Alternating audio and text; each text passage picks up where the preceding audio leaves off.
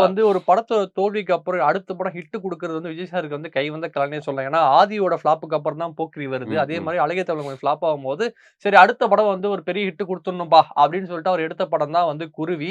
இது கில்லி படத்தோட காம்பினேஷன் அப்படியே வந்து இங்க வந்து குருவி படத்துக்கு ஜாயின் ஆகுறாங்க. அதே டைரக்டர், ம், ம். அதே ஹீரோயின், சோ, அதே ஹீரோ அப்படின்னு பொதுவா வந்து சொல்லிட்டு தளபதி அவர்களுக்கு வந்து பாத்தீங்கன்னா, ஒரு படம் பண்ணி அது வந்து சரியா வந்து ஓடல அப்டின்னா, இன்னொரு வாய்ப்பு வந்து அந்த டைரக்டருக்கு குடுப்பாப்ல. சோ, அந்த மாரி இந்த குருவி படம் கூட நம்ம ம். வச்சுக்கலாமே. குருவி, குருவி, குருவி அடிச்சா அப்டின்னு சொல்லிட்டு. கலைஞர் டிவி இன்ட்ரோடியூஸ் ஆனப்ப முதல்ல வந்து நெறைய படங்கள் வாங்கி ஆ, ஆ. போட்டாங்க. அதுல குருவி படமும் ஒரு மேஜரான படம்னு சொல்லலாம். படத்தோட ஃபர்ஸ்ட் ஹாஃப் வந்து கொஞ்சம் கொஞ்சம் நல்லா காமெடியா அப்படிங்கிற மாரி போகும். செகண்ட் ஹாஃப் பார்த்தீங்கன்னா, "டேய் என்னடா படம் எடுத்து வச்சிருக்கீங்க?" அப்படிங்கிற மாரி தான் இருக்கும். ஏன்னா, இப்ப வந்த கேஜிஎஃப் படம் வந்து அப்பவே அந்த ஆ. தளபதி பண்ணிட்டாருப்பா அப்படிங்கிற ஒரு ஃபீல் குடுத்தது.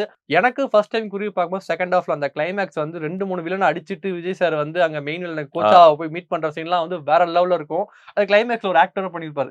"சட்டி சுட்டதடா, கை விட்டதடா" விட்டதடா அப்படின்லாம் ஒண்ணு ஒண்ணு கெஞ்சுவேன் பார்த்தியா?